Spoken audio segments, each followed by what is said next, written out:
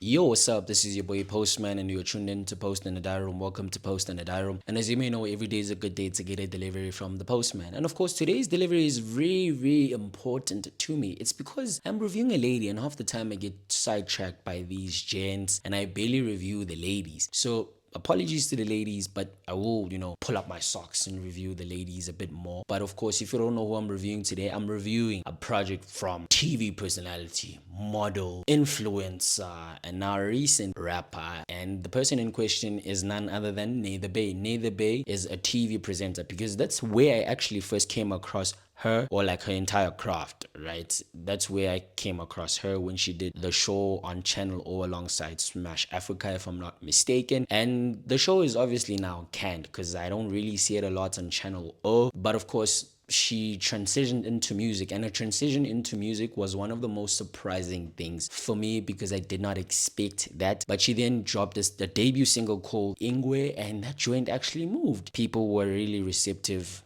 towards that joint and they liked it. And then she would then go on to drop a single with Ney The Bae called Thick Slim. Now recently she had a joint with Matlera Dope Boy called Itching, which happens to be the opener of this very project in question. The project is called Vuka. So the song called Itching itself is characterized by the trap beats as well as these looped loud key elements. Ney on the song has a lot of wordplay such as Kata Zabaning and number 9 with City. For me, basically, she basically details what happens whenever she spins around the block, or basically what happens whenever she's around. I actually believe the decision to have Madlera on this song was more of a boardroom decision, so to speak, because it's like the verse by Madlera in itself was not really memorable. It was not like the other verses. I don't expect it to be like the other verses, but because he's like established himself as that guy who has a lot of impact on many joints, you don't really want to blame us for expecting that from you all the time, because when he came on this joint, I expected him to influence the joint, but he didn't really do that. He failed to do that to the point where I actually felt like his verse was not really memorable. There was nothing wow about it. And also, I actually felt like Ney could have handled this joint alone because it was her song at the end of the day, and she was really good for the joint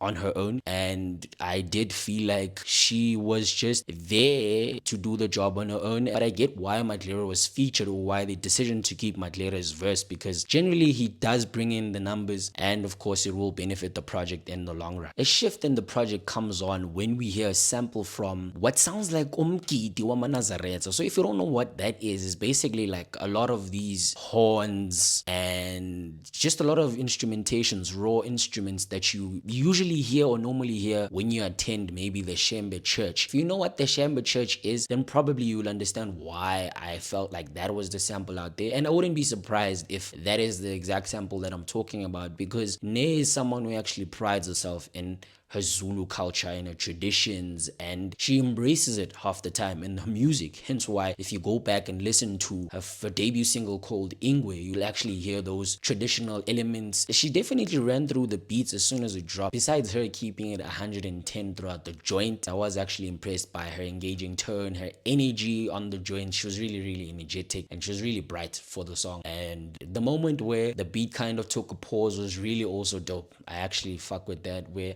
yeah,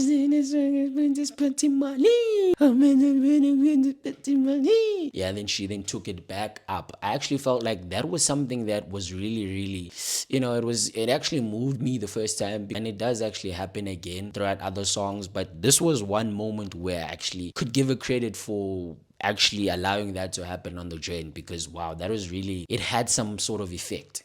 And I actually liked that. While there is a song titled Simon Says, which has a particular vibe to it, as well as various flow switches that do take place during the course of the song, and ultimately they do complement what was the beat. She speaks on other rappers, but also stands firm in her advocacy for women being pampered during the song. It was quite interesting, or quite unique, hearing her take that stance during the course of the song. I actually felt it was cute. Besides the cute moments that do take place in the song, I was not really pleased with the beat itself. It's probably because of that mud that was brought by that 808 on that very beat. There is a song titled Guningi, which perhaps plays as her own version of A Lot by 21 Savage, hence the title is Guningi. But here she just talks about isn't they ningi, because yeah, Guningi. Perhaps my only gripe with her in this particular song is the change of moments that do take place. The change of moments was quite interesting. It was quite appealing the first time it happened, like I said on the previous joint, but it wasn't as interesting to hear it on the song Guningi in itself, because it was just like when that locked rhyme came on, you kind of start questioning the kind of effect that has on the joint itself, because yeah, like it just started feeling like two songs in one, and it was not really nice. It was not really nice to hear. It was really like a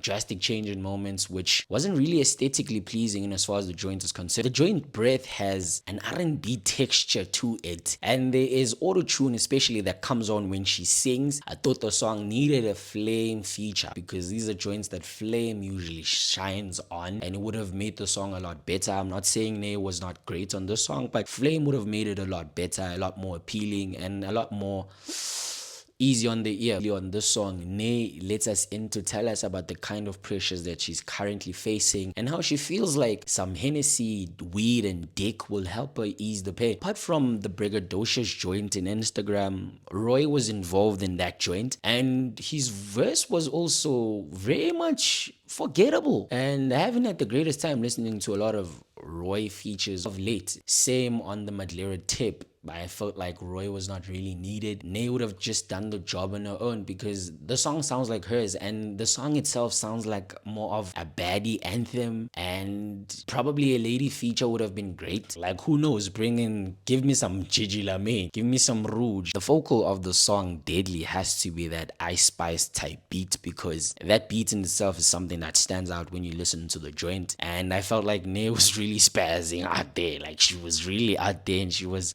in the cut. I was actually impressed by her contribution. Like, her performance out there was really, really fire. Super Sire also had like a really quick in and out. Like, his contribution was really, really safe, to be quite honest. He didn't do much, but he didn't do too less. So he was really like, he played it safe, and yeah, it was really, really awesome as well. I think that he did try to complement the efforts that were done by Ney The Bae, and wow, he was really brilliant on this beat. The Zulu niggas chanting throughout the joint is something really special, because that's what Ney is all about. She embraces her culture. She embraces where she comes from. I'd be lying if I said I enjoyed the song Get My Leg Back. I think the song was just okay, and it was just a filler, to be quite honest. It was just a filler. There was nothing to it. As the project wraps up, we then come across the joint titled Awake, which was more of an outro. Beats on that outro was really crazy, and Ney was actually rapping on that beat. She did justice by rapping on that beat, and she was delving into like many things, such as her current pregnancy, and she was just addressing a lot of things generally on that joint. She didn't do any goofy things out there until that one moment where now Umuntu was rapping, like, you know, like you're just hearing her, like you feeling her. She's like piercing into your heart, you know, and then she just now starts singing. That second part of the joint has no place being in that joint, to be quite honest. And even how it even comes on with like a brief distortion there and there. I think the song would have been great as a 1-minute outro.